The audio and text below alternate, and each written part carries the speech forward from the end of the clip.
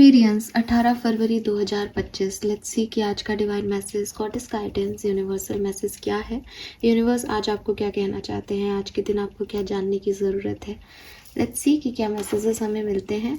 ये गाइडेंस आज की किसी पर्टिकुलर सिचुएशन के रिगार्ड्स में हो सकता है या फिर ये आपकी ओवरऑल सिचुएशन के लिए हो सकता है एक्सपीरियंस। लेट्स सी कि क्या मैसेज हमें मिलते हैं।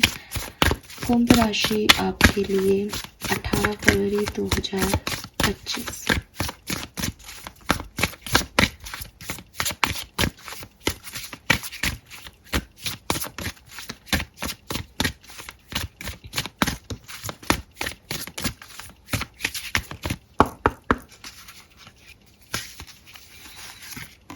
So we have protection, we have decisions, and the final is generosity. Bottom energy है available.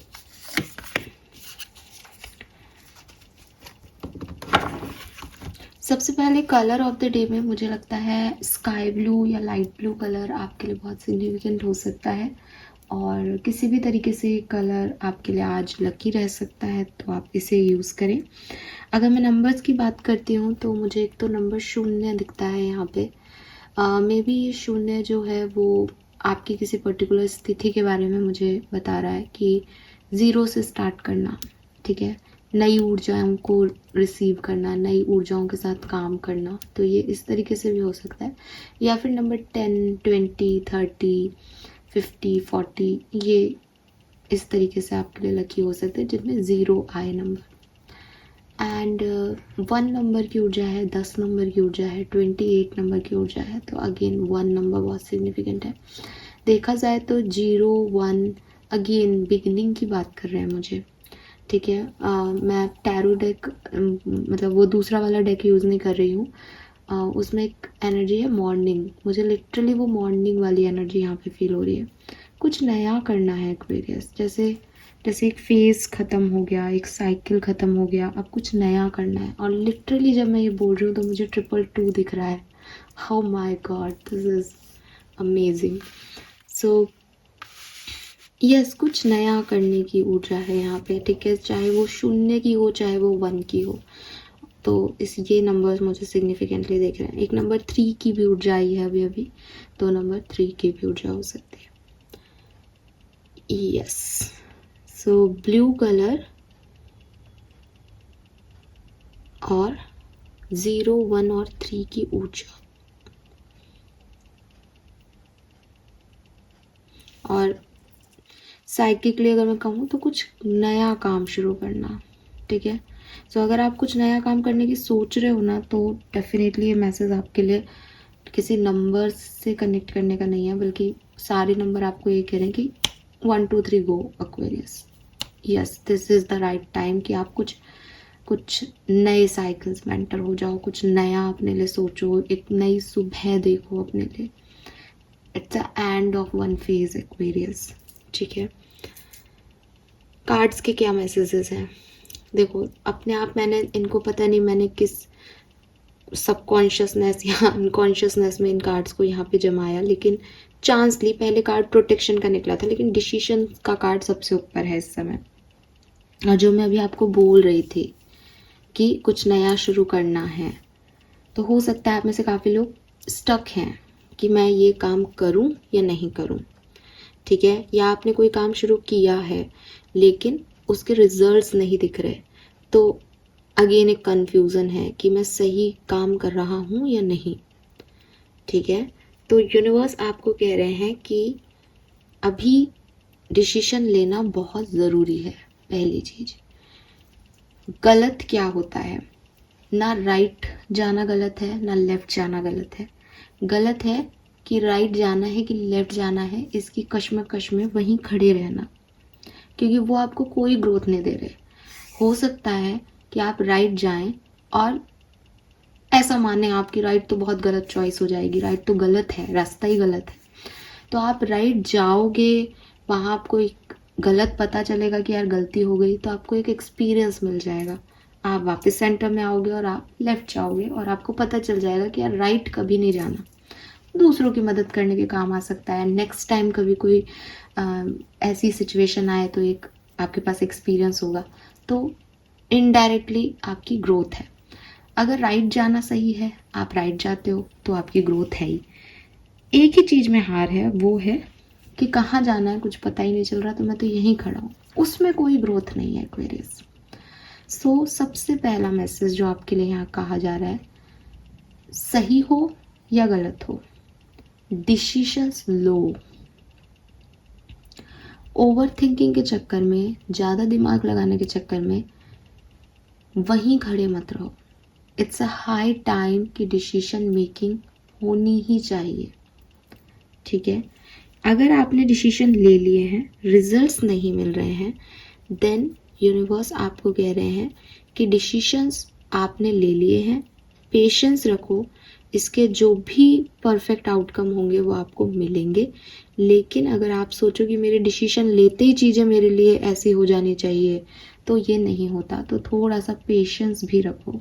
डिसीजंस आपके हाथ में है, डिसीजंस के रिजल्ट यूनिवर्स के हाथ में है, उसे यूनिवर्स के हाथ में ही रहने दो, हड़बड़ी मत करो, ठीक है।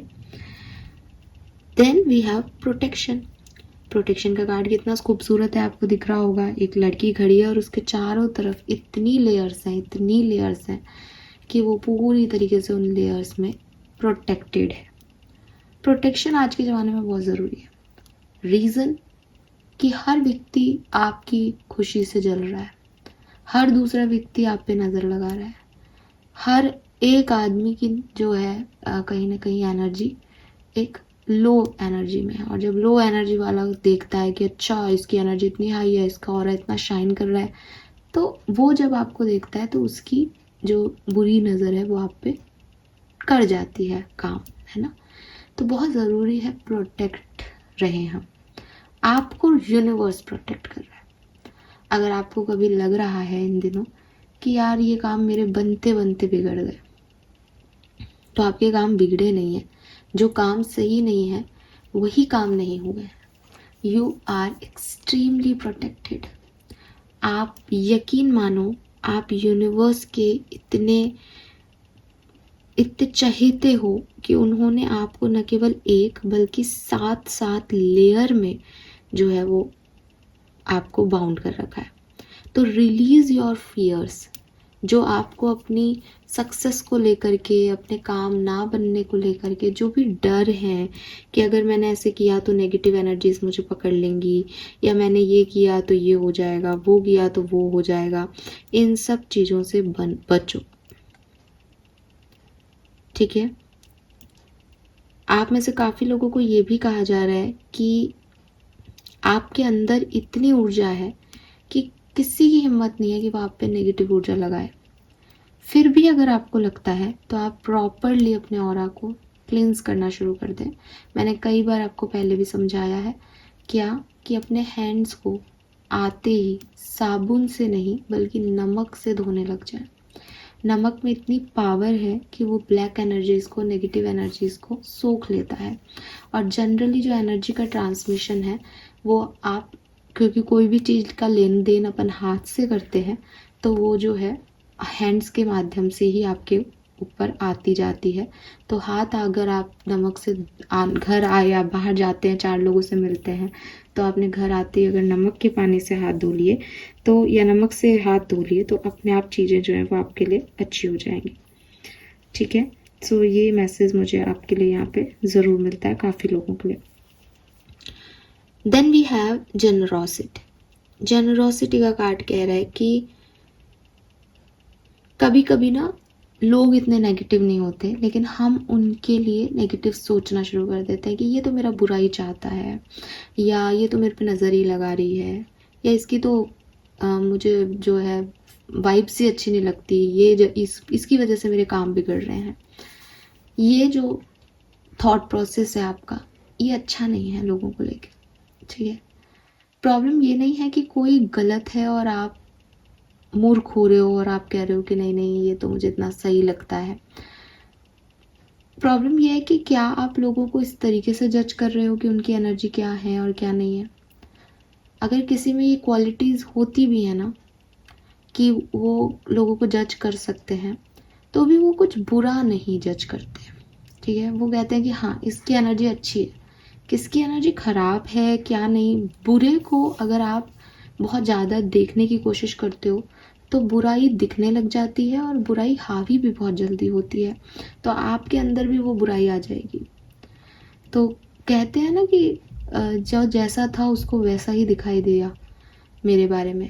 तो अगर आप बहुत सारे लोगों के बारे में सोचते हो कि नहीं इसकी एनर्जी ऐसी है, ये गंदा है, ये अच्छा नहीं है, ये अच्छी नहीं है, इट मीन्स कि आपके अंदर वो बुराइयाँ चल रही हैं।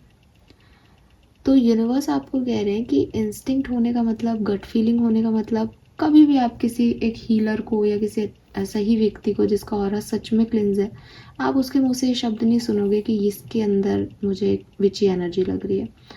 आप हमेशा ये सुनोगे कि इसका ऑरा बहुत अच्छा है, ये एक बहुत अच्छी सोल है, ये एक बहुत अच्छा पर्सन है। लेकिन कौन खराब है उन्हें उससे मतलब नहीं होता, क्योंकि वो खराब की तरफ ध्यान नहीं देते। पवित्रता कभी अपवित्रता को ढूंढती हुई नहीं घूमेगी, वो पवित्र है, उसे पता है। और पवित्र है इसलिए जब कोई अपवित्र व्यक्ति या कोई ब्लैक एनर्जी उसकी तरफ आने की भी कोशिश करेगी तो उसके अंदर इतनी इंटेंसिटी कि वो उसको रिपेल करेगी, वो आने ही नहीं देगी अपने पास। तो अगर आप इसमें जा रहे हो इन दिनों कि किसकी एनर्जी कैसी है, कौन नेगेटिव है, खुद भी डर रहे हो, इन चीज़ों को रोको यहीं रोको। अपने अंदर एक लाइट क्रिएट करो।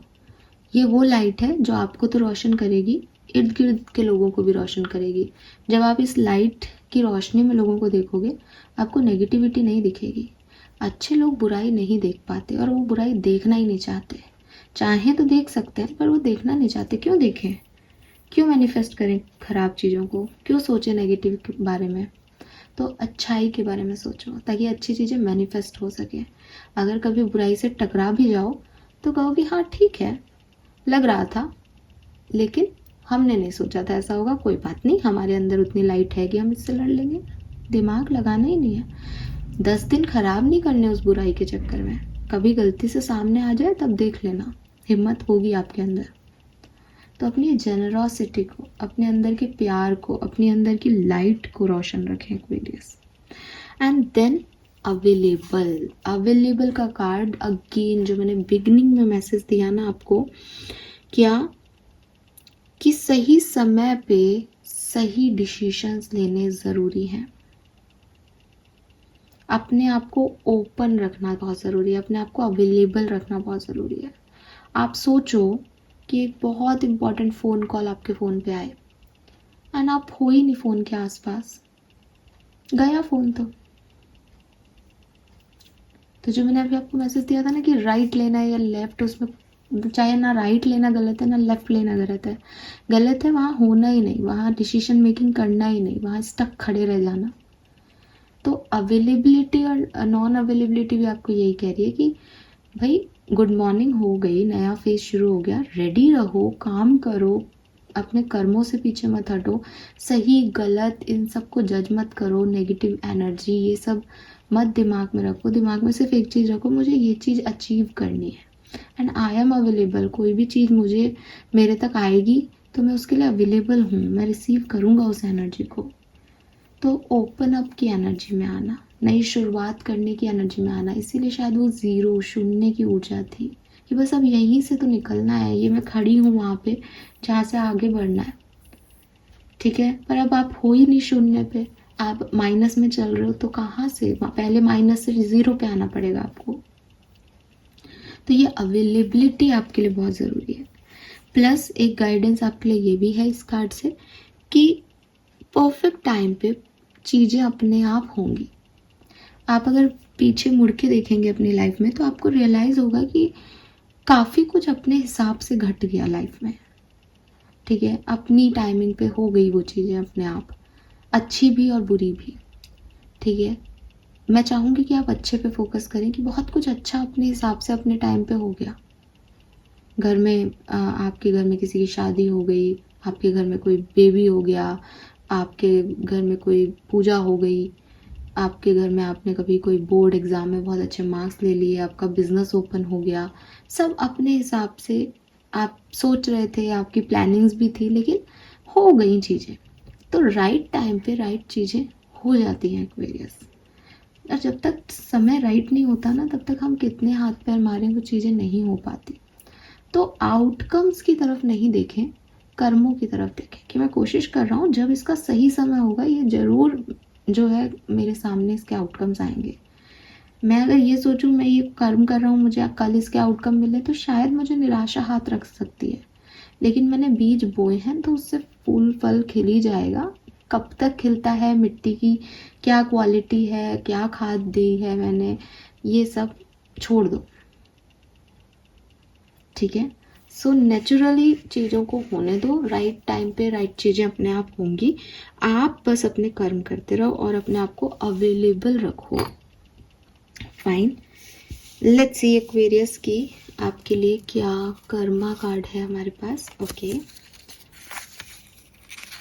We have show some loves to animal. तो आप में से काफ़ी लोगों को एनिमल्स के लिए काम करना चाहिए। खाना दें एनिमल्स को, स्ट्रीट डॉग्स को, गाय को, ठीक है।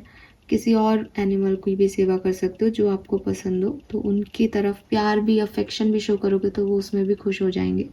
यस, आपके घर में कोई पेट हो तो उसकी केयर करें। Fine Aquarius, this is all for you. Thank you so much reading को देखने के लिए। चैनल को लाइक और सब्सक्राइब कीजिएगा। Bye bye.